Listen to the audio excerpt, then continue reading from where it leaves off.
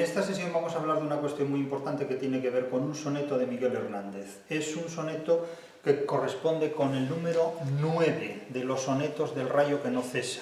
El Rayo que no cesa es un poemario publicado en 1936, en enero de 1936, y que contiene una serie de sonetos más una elegía final, la célebre elegía Ramón Sige, que fueron escritos todos estos sonetos a lo largo de los años anteriores, 1934-1935. El soneto que aquí nos ocupa es uno de los que pueden identificarse como clásicos dentro del ejemplo de una figura retórica tan popular, tan común, tan característica como es la epanadiplosis. Quiero decir que en cualquiera de los manuales de retórica en los que alguien se puede formar en el estudio de la retórica literaria en particular, o de la retórica lingüística, valga la redundancia en general, podrá encontrarse, a veces no siempre, pero sí podría encontrarse con este soneto como característico de lo que es la epanadiplosis. Una de las epanadiplosis, que no tiene nada que ver con un analgésico ni con ninguna alergia epidérmica, una epanadiplosis es una figura retórica que remite simplemente a la repetición de un mismo término, vocablo o referente al principio y al final de una secuencia. Puede ser de un verso, puede ser de un parágrafo, puede ser de una oración, de una sticomitia, etc. Una de las epanadiplosis más célebres y más conocidas tal vez es la del verde que te quiero verde, la epanadiplosis lorquiana, que remite al joven que te quiero joven, a con juventud que te quiero, con juventud, ese verde que remite a lo que todavía no ha madurado del todo, pero que ya está en avanzado proceso, por así decirlo. El verde que te quiero verde es el joven que te quiero joven, básicamente.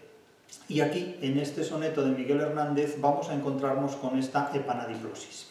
Muy recurrente, tan recurrente que los 14 versos que dicen que es soneto, como escribió Lope de Vega en su momento, son 14 epanadiplosis, es decir, cada verso reproduce precisamente una reiteración, una repetición del mismo término, del mismo vocablo, al principio y al final de cada verso. Naturalmente, cuando nos encontramos con un soneto clásico, evidentemente ya nos encontramos con un fuerte artificio. Muchos poetas de cualesquiera épocas no han sido nunca capaces de escribir un soneto. No deja de ser extraordinariamente irónico que alguien se declare poeta y no haya escrito nunca un soneto. Pero hay muchos poetas que no han escrito ni octavas reales, ni sonetos, no hablemos ya de sonetos con estrambote, ni liras, ni tercetos encadenados, ni nada por el estilo. Es una curiosa forma de ser poeta, ¿no? Pero, en fin, también había un personaje teatral, sobre todo teatral, que hablaba en prosa y no lo sabía, pensaba que escribía en verso. Entonces también puede ser que haya mucha gente que crea que es poeta, pero nunca escribió un soneto. En fin, al margen de esto, que son curiosidades de la vida, este soneto es profundamente artificioso ya solo por el hecho de ser soneto, pero es que intensifica enormemente su artificio literario desde el momento en que los 14 versos que lo componen son 14 epanadiplosis, también llamadas concatenaciones. Y en este punto veremos que la nota más característica de este tipo de poesía es el artificio literario. Siempre hay que advertir una y otra vez que se ha discutido mucho el estatuto ficticio de la poesía. Se dice que si la literatura es ficción, ¿dónde está la ficción de la poesía? Pues está allí donde los que se hacen esa pregunta no la ven. ¿Dónde está la ficción de la poesía? Pues allí donde los que, insisto, se hacen esa pregunta no la ven. ¿Cabe hablar de algo más ficticio que un soneto? Ya la propia construcción artificiosa ya reemplaza la autenticidad de la vivencia, indudablemente, por el artificio de la orfebrería literaria, por el artificio lingüístico de la orfebrería retórica y poética que el poeta, que el escritor moviliza precisamente para atestiguar, para testificar literariamente una serie de contenidos que poco o nada tienen que ver con la autenticidad biográfica de su propia vida. El poeta, sobre todo desde el manierismo, superada la tradición petrarquista, reemplaza el contenido biográfico de lo vivido por el contenido artificioso, retórico, de lo que es capaz de hacer con palabras, ¿no? Me hace mucha gracia que los filósofos analíticos ingleses dicen lo que se puede hacer con palabras, como si después de más de miles de años de historia nadie hubiera hecho nada con palabras hasta que ellos, cansados de ejercer una hermenéutica estéril, llegaran a esa conclusión. Anda que no han hecho cosas los poetas con palabras y sin ellas también. Pues en este caso, como vamos a ver inmediatamente, un soneto de estas características remite las posibilidades de acción que mucho más allá del lenguaje puede alcanzar un poeta en el uso de la orfebrería filológica, de la orfebrería lingüística. Evidentemente, insisto, cuando un poeta es capaz de escribir un soneto con 14 panadiplosis, subraya ante todo que lo que dice no es más importante de la forma en la que lo hace, de la forma en la que lo dice, porque en este caso hacer es decir, y es decir muchas cosas. Indudablemente, insisto, el tópico que aquí desarrolla Miguel Hernández es el del amante desdeñado, es el tópico del amante al que la mujer amada, en este caso, desprecia, incluso con el más radical de los desprecios, que es la indiferencia. Es algo así como, con todas tus cualidades de hombre, con todos tus poderes hechizantes como poeta, con toda tu extraordinaria capacidad para seducir, con lo que eres como hombre y con lo que haces, con las palabras, tal como las sabes movilizar y tal como las sabes utilizar para seducir con ellas, es decir, para atraer a veces incluso oblicuamente, que eso es seducir, atraer con ciertas trampas, con artificios más allá de los que la naturaleza autoriza y permite. A pesar de todo eso, lo único que te puedo profesar es una absoluta indiferencia, que es incluso más cruel todavía que el desdén. Esas características fundamentales de la lírica que reemplaza el contenido de la vida, el contenido de lo vivido, por la potencia del artificio literario, por la potencia del artificio verbal, es lo que sobre todo subraya un poema de estas características. El tópico está ya muy manido, el tópico está presente desde Petrarca o indudablemente desde mucho antes de Petrarca.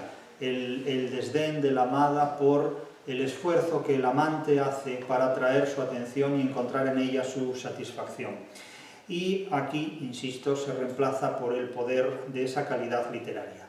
El poema, en definitiva, lo que expresa es lo que también en retórica se llama una optación, es decir, expresa el deseo de llamar la atención y el deseo de satisfacer amorosamente, eróticamente sus impulsos. Es en suma este soneto una optación, es decir, la expresión de un intenso deseo que subraya su fuerza, especialmente intensificando los recursos expresivos a través de los cuales, insisto, trata de seducir emocionalmente y también intelectualmente a esta persona amada. Sabemos que, desde luego, esto no responde a la autenticidad de la vida de Miguel Hernández, porque Miguel Hernández tuvo perfectamente una correspondencia y una satisfacción erótica y amorosa por parte de Josefina Manresa. Pero es que en el poema no está Josefina Manresa, en el poema está una destinataria inmanente y un artificio poético donde, insisto, el manierismo y las capacidades, el virtuosismo literario reemplaza la autenticidad de una vida vivida que nada tiene que ver biográficamente con el contenido del poema. Es decir, el soneto es una exhibición de las posibilidades expresivas, lingüísticas, retóricas, poéticas, literarias, que un pastor de cabras, y esto es lo más impresionante, que un pastor de cabras, que un pastor de Orihuela, sin formación universitaria de ningún tipo, fue capaz de hacer en apenas 30 años de vida. Es realmente sorprendente lo que este hombre, que nace en 1910 y que muere de tuberculosis en una cárcel en 1942, pudo hacer con las palabras enriquecidas por el uranio de la literatura, por así decirlo, por los elementos químicos de la literatura. Vamos a leer este poema con las 14 panadiplosis y a partir de aquí, después ya a cámara cerrada, me dirán ustedes lo que es posible interpretar de las ideas objetivadas formalmente en este material literario. El soneto dice: fuera menos penado si no fuera nardo tu tez para mi vista, nardo, cardo tu piel para mi tacto, cardo, tú era tu voz para mi oído, tú era. Tú eras tu voz para mi oído, tú era, y ardo en tu voz y en tu alrededor ardo, y tardo arder lo que a ofrecerte tardo, miera mi voz para la tuya, miera. Zarza es tu mano si la tiento, zarza, ola tu cuerpo si lo alcanzo, ola. cerca una vez, pero millar no cerca. Garza es mi pena esbelta y triste garza, sola como un suspiro y un ay, sola, terca en su error y en su desgracia terca. Evidentemente, para cualquier oído, por muy adusto y plúmbeo que sea, las epanadiplosis se marcan en cada uno de los 14 versos. Fuera, fuera, nardo, nardo, cardo, cardo, tuera, tuera, y hay incluso entre los dos cuartetos una concatenación, una conduplicación potentísima, porque se incurre en lo que se denomina una epanástrofe. La epanástrofe consiste en que una estrofa termina con un verso que se repite, en este caso no literalmente, no exactamente, pero sí con la misma medida de sílabas métricas al comienzo de la estrofa siguiente. Fíjense que el primer cuarteto termina con «Tú era tu voz para mi oído, tú era». Y el cuarteto siguiente inmediatamente dice «Tú eras tu voz para mi oído, tú era», con una sinalefa entre «tú era es» en el segundo verso y «tú era tu voz». Es decir, que se introduce la cópula del verso. Esto de introducir la cópula es muy expresivo, pero es lo que hace Miguel Hernández, no lo hago yo. Introduce la cópula del verbo, tú eras tu voz para mi oído, tú era. Ahora vamos a ir examinando verso a verso, epanadiplosis por epanadiplosis, y veremos nítidamente, con toda claridad, que los dos primeros cuartetos concentran sobre todo, potencian sobre todo el significado del poema desde el punto de vista de la sensorialidad, de los sentidos. Veremos que tenemos una cita con cada uno de los sentidos. La vista, el oído y el tacto. El gusto lo vamos a dejar para los bastidores. Pero son los tres inmediatos sentidos. La vista, el oído y el tacto. Y todo termina y comienza con el mismo tenor, con la misma tónica, con la misma dominante, con la misma nota, por así decirlo. Fuera menos penado si no fuera. Aquí hay una oración condicional que, como he dicho con anterioridad antes del comienzo de la clase, sin la cámara delante, pero ahora lo repito, no lleva coma. En las oraciones condicionales siempre se separa, a través de una coma gráfica, la prótasis de la apódosis, es decir, la primera parte que expresa la condición y la apódosis que expresa el resultado. Si estudias, coma, aprobarás. Bueno, a veces, pero no vamos a entrar ahora en el contenido de los ejemplos. Digamos que si llueve esta tarde, no saldré de casa. Las dos partes de la oración condicional deben ir separadas por comas. En las citas y reproducciones de este soneto nunca he visto una coma entre las dos partes de la oración condicional y naturalmente yo no voy a corregir a Miguel Hernández ni tampoco a mis colegas que se han tomado el trabajo de editar cuidadosamente estos textos. Pero teóricamente debería haber una coma entre la prótasis y la apódosis de la oración condicional. Aunque aquí no la hay y yo mantengo la grafía atribuida originariamente a Miguel Hernández y que han mantenido también los editores de este soneto. Pero fuera menos penado si no fuera, evidentemente el tema fundamental del soneto, el tenor fundamental del soneto es la pena de amor, la cuita de amor, el dolor de amor. Es el tópico que desde la literatura greco-latina, desde la literatura clásica, se ha planteado como siempre, el narcisismo victimista del enamorado no correspondido, que convierte precisamente esta cuita de amor, esta pena de amor, en todo un espectáculo literario, objetivado en un soneto de 14 epanadiplosis. No basta una, sino que necesita 14. Es volver una y otra vez al principio. Fuera menos penado, si no fuera ¿qué? Si no fuera que tu rostro es para mí tan hermoso como un nardo a la vista. Dicho esto en prosa. Como lo dice en verso Hernández, fuera menos penado si no fuera, nardo tu tez para mi vista, nardo. Se subraya sobre todo las cualidades de esa flor, el nardo, que es una flor blanca, una flor inmaculada, una flor de una gran luminosidad blanca, porque para los ojos del poeta, para la vista del poeta, para el sentido de la vista del poeta, para la sensorialidad visual del poeta, la tez de su amada tiene la belleza del nardo. tiene la belleza de las flores naturales del nardo. Esta decoración floral ya implica siempre una cita con el modernismo. El modernismo es una exaltación floral, fáunica y frutal de la naturaleza con la que comulga la sensorialidad humana, con la que el sentido de los seres humanos que perciben ese animismo fáunico o animal, ese animismo floral o vegetal y ese animismo frutal o degustativo se comulga, se exalta y se disfruta por parte del poeta que lo objetiva en sus materiales literarios. Es decir, que el rostro de la amada es nardo, tu tez es nardo para mi vista, nardo, y se subraya esto, nardo, nardo, nardo, constantemente. Es decir, la cualidad de la blancura, la cualidad de la belleza, la cualidad de la esbeltez floral de una criatura como es su amada por una parte y la flor por otra. Y frente a la suavidad del nardo, la belleza del nardo, la blancura del nardo, aparece el cardo.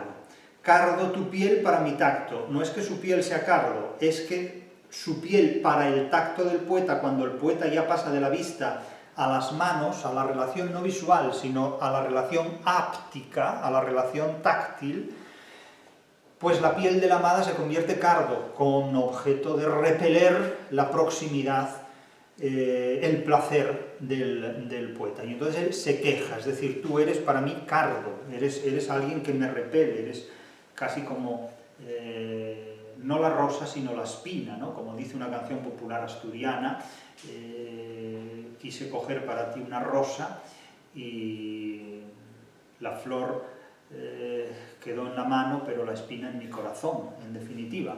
Es decir, aquí en la piel de la amada es cardo, en tanto que la piel del poeta quiere entrar en contacto con ella, y se subraya cardo, cardo, frente al nardo, nardo, cardo, cardo.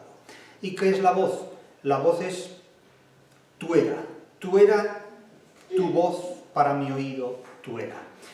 El verbo que rige los tres últimos versos del primer cuarteto es siempre el mismo. Yo tendría menos pena si tu tez no fuera para mí tan hermosa como un nardo, si tu piel no fuera para mi piel tan cruda como es un cardo, y si tu voz no fuera para mi oído tan tuera como es tu voz. Tuera es amarga. La tuera es una planta cuyo sabor es profundamente amargo, de tal manera que el cardo y la tuera remiten a cualidades repelentes y amargas que de alguna manera le manifiesta la amada al solicitante, al amado solicitante, al amado pretendiente. De tal forma que fíjense cómo el rostro de la mujer amada tiene la belleza para la vista de un nardo. La piel tiene la repulsión de un cardo para el tacto del amante, y para el oído la voz, en definitiva, de la amada al amado es amarga, es una voz de rechazo, de repulsión, en definitiva, de distanciamiento. Es decir, que el amante solo recibe desdenes. Evidentemente, la reacción ante el desdén se interpreta por parte del amado como un obstáculo que debe superar. Es decir, si un amante se da por vencido ante el primer desdén es porque tiene muy poco interés amoroso en mantener esa pretensión amorosa respecto a la mujer solicitada, a la mujer pretendida. De tal manera que el amor vale más cuanto más alto es el obstáculo que hay que vencer para alcanzar ese amor. Y no hay más alto obstáculo en la consecución y el logro del amor que el rechazo de la persona amada. De tal forma que superar ese gran obstáculo implica por parte del amante el desarrollo de una serie de destrezas, de cualidades, de virtudes, de potencias, de hechos que naturalmente van a encarecer más el amor. Un amor que se vende barato vale poco. Un amor que se vende caro es un amor, pues, indudablemente mucho más valioso, según los códigos del amor cortés y según los códigos en virtud de los cuales se ha escrito este soneto. Otra cuestión es lo que digan en el Código Civil o el Código Penal de cada época, pero el Código Civil y el Código Penal no determinan lo que la literatura es, y aún menos pueden determinar lo que la literatura ha sido. Es decir, la literatura está por encima de la ley. Eso es la característica más importante. porque por encima de la literatura no está absolutamente nada. La literatura tiene un punto de fuga que es enormemente importante. La literatura es el arte de la fuga, mucho más allá de todo lo que escribió Johann Sebastian Bach. La literatura es el arte de la fuga mucho más allá de la propia música, incluso, que ya es decir. Y ese punto de fuga de la literatura que le permite estar por encima de la ley y por encima de todas las consecuencias de las leyes habidas y por haber es la ficción. Esa es, digamos, la gran libertad que se toma la literatura frente a cualesquiera otras actividades humanas, que tiene un punto de fuga absolutamente indetenible y absolutamente incontrarrestable, que es la ficción. En nombre de la literatura todo está permitido. Absolutamente todo, excepto para aquellos que se toman la ficción en serio, que suelen ser con frecuencia gentes dogmáticas, curas, filósofos, moralistas, de cualquier época y lugar. No digo que todos ellos sean dogmáticos, digo que desde esta posición, desde los hombres de iglesia, desde los hombres de filosofía, mujeres de iglesia o mujeres de filosofía, me da absolutamente lo mismo, el dogmatismo no tiene sexo, pueden imponer límites a la literatura que no los admite y que no los reconoce jamás. Por encima de la literatura no hay ninguna ley que pueda dar órdenes a la ficción.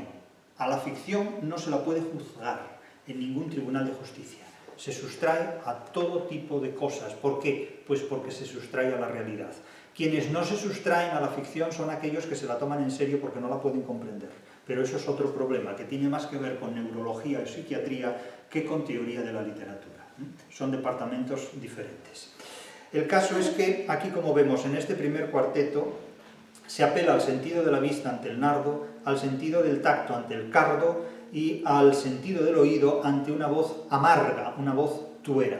El masculino de tuera, en tanto que sustantivo, no remite al valor del adjetivo, amargo o amarga, sino que tuero suele ser un leño gordo, un tronco grueso, que suele ponerse al fondo de una hoguera, se llama también trashoguero, en una chimenea de pared, para que asegure durante el mayor tiempo posible la combustión del resto de los leños que forman parte del hogar o de la hoguera. Eso en cuanto a tuero, pero la forma femenina, tuera, remite a una planta cuyo sabor es amargo, y es el sentido que tiene aquí de amargura.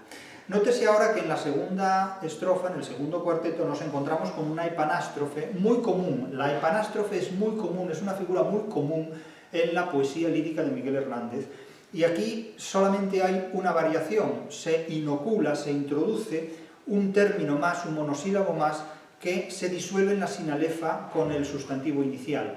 Tuera es tu voz para mi oído, tuera, es un verso de 11 sílabas métricas, las mismas sílabas métricas que tiene el verso tuera tu voz para mi oído, tuera, porque la sinalefa disuelve en una sola sílaba métrica la unión de dos sílabas a través de un mismo sonido vocálico, dos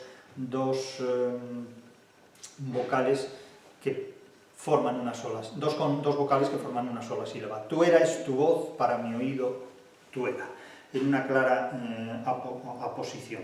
Y prosigue con una polisíndeton, y ardo en tu voz, y en tu alrededor ardo, y tardo a arder. Es una auténtica perífrasis, reiterando constantemente en una onomatopeya que casi remite con esas vibrantes múltiples sonoras, la R, ardo en tu voz y en tu alrededor ardo, y tardo a arder lo que a ofrecerte tardo, miera. Aquí la vibrante se hace simple.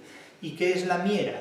La miera, de la que ya hemos hablado en otras ocasiones al comentar sonetos de Miguel Hernández, es también una planta de la que se destila una sustancia oleaginosa, aceitosa, también muy amarga. También de la planta del enebro se destila la miera, es decir, que remite de nuevo a la amargura, al rechazo. Es decir, tu voz es amarga para mi oído, me trata con frialdad, con displicencia, y aquí de nuevo la optación, el deseo que busca una satisfacción, ¿no? Y ardo en tu voz, y en tu alrededor ardo, y tardo a arder lo que a ofrecerte tardo miera. No es que el poeta amante le ofrezca amargura, le ofrezca miera a la amada, es que lo que él le ofrece, el deseo que él le ofrece a ella lo interpreta con amargura, lo interpreta como si le ofreciera miera, algo amargo, porque para ella los deseos del poeta resultan una cosa desagradable. Todo esto en términos completamente, insisto, Ficticios, porque si trasplantamos este soneto a la vida de Miguel Hernández, un soneto dirigido a Josefina Manresa no va a considerar a su novio primero y a su marido después, padre de sus hijos finalmente y fallecido, Miguel Hernández, como algo desagradable, sino todo lo contrario. Miera mi voz para la tuya, miera. Es decir, amargura es mi voz para tu voz. Es amargura, es lo que viene a sostener, pero insisto que es una situación completamente recreada en la ficción. Cuando alguien dice, no, es que la lírica es el documento humano en la ficción. Bueno, pero es que el documento humano en la ficción es toda la literatura. También la regenta es el documento humano en la ficción, dado que Clarín nunca fue ni magistral de la diócesis de Vetusta, ni un Don Juan trasnochado como Álvaro Mesía. Quiero decir que también el documento humano en la literatura es ficción, como la historia del cautivo en El Quijote, o la de Zoraida, o la de cualesquiera otros personajes retratados por Cervantes. Cervantes no es todos y cada uno de sus personajes, porque son ficciones, seanlo o no directamente de su vida o de la vida de otros contemporáneos cervantinos. Vamos a los dos tercetos y veremos que en los dos tercetos prolifera de nuevo la decoración modernista en términos fáunicos o animales, en términos florales o vegetales y en términos frutales o degustativos. Y la tumba que aguarda con sus fúnebres ramos y la carne que tienta con sus frescos racimos, dirá Rubén en su poema Lo Fatal. Aquí no se habla de uvas como carne, ni de tumbas con su decoración floral mortuoria. Aquí se habla de una gran vitalidad, del amor desdeñoso. Esto es Petrarca en el siglo XX, interpretado hoy, en el día de hoy, en el siglo XXI. Zarza es tu mano si la tiento, zarza. Es decir, que, de nuevo, volvemos a la relación áptica con H, es decir, táctil. Si acaricio tu mano me trata como si fuera una zarza, es casi como Dafne convertida en laurel para que Apolo no pueda hacerse con ella. Zarza es tu mano si la tiento, zarza. Ola tu cuerpo si lo alcanzo, ola. ¿Por qué? Pues porque se va, como va a decir a continuación. Cerca una vez, pero 1.000.000 de veces no cerca, es decir, lejana. Podría usar el término lejano, pero utiliza la epanadiplosis. Zarza es tu mano si la tiento, zarza. Ola tu cuerpo si lo alcanzo, ola. Cerca una vez, pero 1.000.000 no cerca. Millar es una miríada de veces, es decir, es una cantidad infinita, casi indefinida de ocasiones, ¿no? No es que haya contado hasta 1.000 y diga, bueno, esta es la ola número 1.000 de mis desdenes, no es eso, esto se llama hipérbole, ¿eh? O sea, a veces hay que descender a cuestiones muy básicas, pero bueno, nos entendemos. Cerca una vez, pero 1.000.000 no cerca. Y en la última de las estrofas, en el último de los tercetos, leemos que hay una garza, de nuevo, esa elegante ave acuática que se identifica con la pena inicial del poema. Pensemos que el poema tiene su centro de gravedad en la cuita de amor, en el dolor de amor. ¿Cuál es el remedio para el amor? Pues la satisfacción amorosa que solo la amada puede proporcionar. Garza es mi pena, es decir, es una pena noble, es una pena de amor, como decía aquella canción, fui loca, sí, estuve loca, sí, pero loca de amor. Claro, las locuras de amor no son supuestamente como otras locuras, pero bueno, esto cada uno sabrá de qué pie cojea. Garza es mi pena, es decir, es una pena elegante, es una pena noble, es una pena digna, no es una pena vergonzante ni imbercunda, ¿no? Garza es mi pena, esbelta y triste garza. Se cierra de nuevo el círculo que se abrió. Sola como un suspiro y un ay, sola. Aquí hay una mempsis, una queja, ¿no? La mempsis es una figura retórica que expresa una queja, un dolor. Y aquí claramente hay una mempsis, hay una optación, un deseo, casi un narcisismo victimista, de pobre de mí, que no me quieres y yo que te quiero tanto, etcétera, etcétera. Sola como, casi recuerda al zorongo gitano, ¿no? De noche me salgo al patio y me harto de llorar al ver que te quiero tanto y tú no me quieres nada. Una cosa de este tipo. ¿No? Garza es mi pena, esbelta y triste garza, sola como un suspiro y un ay, sola, terca en su error y en su desgracia terca. Es decir, es obstinada, es tesonera, actúa con tesón, actúa con obstinación, porque no se da por rendida, no se da por frustrada o fracasada, es solitaria, como un suspiro, como un ay, sola, terca en su error, reconoce el error, que no tiene sentido, no tiene solución porque no me va a hacer caso, pero yo sigo insistiendo, terca en su error y en su desgracia terca. Nótese, pues, que estamos, insisto, ante uno de los sonetos más artificiosos que puede haber, porque construir un soneto así es evidentemente anteponer al contenido del propio poema, al contenido del propio soneto, una destreza en el dominio del verbo y del lenguaje que muy pocos poetas, que muy pocas personas son capaces de escribir. Pero es que a todos los méritos inherentes a manejar el lenguaje con este virtuosismo y con estas capacidades, hay que añadir que quien lo hace era un pastor de cabras. Es decir, no era un profesor universitario, que son con frecuencia los que peor escriben literatura, no era alguien, digamos, novelado por ninguna academia sueca, era un pastor de cabras. Es decir, ante una personalidad de esta naturaleza hay que postrarse de rodillas. Es decir, es una persona admirable que con apenas recursos ha escrito esto. Este señor no necesitó ir a ningún taller de poesía, a ningún sitio en el que le enseñaran a escribir literatura. Es decir, los genios no admiten maestros. La genialidad es incompatible con ningún magisterio. Por eso, a veces cuando alguien me pregunta o me envía creaciones literarias, escritos, tanto de poesía como de novela, y me pregunta su valoración, no doy ninguna valoración, entre otras cosas, porque la literatura, para que resulte interpretable o juzgable, solo se puede atener a sus propias formas. Es decir, la creación de una obra literaria no admite interpretaciones legales o legalistas, ni siquiera desde las propias normas de interpretación literaria. Cada obra literaria instituye sus propias normas de interpretación. Saber dar con ellas, saber encontrarlas, es el único secreto tanto de los autores como de sus posibles intérpretes.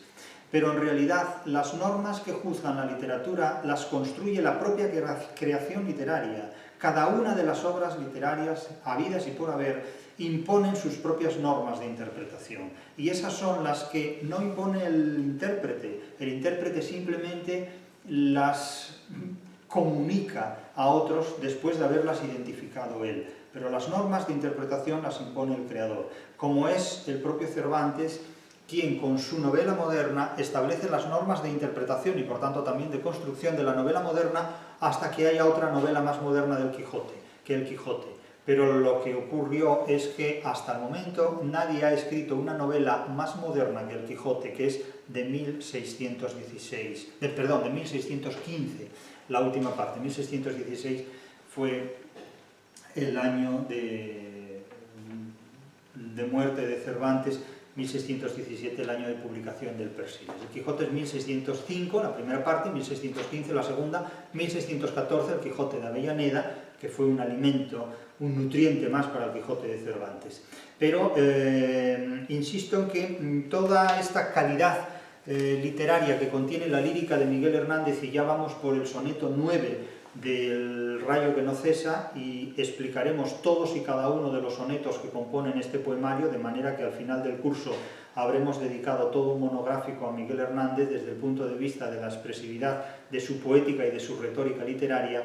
E insisto que Miguel Hernández es uno de los grandes poetas españoles y universales del siglo XX que ha construido él solo, pastor de cabras, ha construido él solo una autopista literaria hacia el siglo de oro, hacia los siglos XVI y XVII, hacia el Renacimiento italiano y hacia toda la tradición literaria cuyos orígenes se encuentran en la poesía grecolatina del tópico de las penas de amor, de las cuitas de amor. Es una auténtica renovación de cómo, desde nuevas formas literarias, se puede renovar un tema conocido, tópico y clave de la retórica literaria de todos los tiempos, porque el amor y la pena, para los poetas en muchos casos, viajan juntos. Noten que la literatura nunca canta a la felicidad. A la felicidad le canta sobre todo el cine, y no siempre. Y desde el siglo XVIII la literatura nunca canta felicidades, nunca canta éxitos, cuenta fracasos. Hasta el siglo XVIII la literatura contaba en algunos casos finales felices, en la mayor parte de los casos contaba finales felices, pero la literatura se divorcia de la felicidad, sobre todo desde el siglo XVIII. ¿Por qué? Pues porque desde ese momento la felicidad cae en manos de agentes fraudulentos. En ese momento es la anglosfera la que se encarga de convertir la felicidad en un mensaje publicitario, y en ese momento la literatura toma partido y movimiento frente a esta estrategia y convierte a la felicidad en un objetivo humano originariamente fracasado. La felicidad es el objetivo de las sociedades intelectual y emocionalmente fracasadas. Esa es la respuesta de la literatura a esta imposición anglosajona, donde la felicidad queda completamente adulterada bajo los imperativos de la propaganda.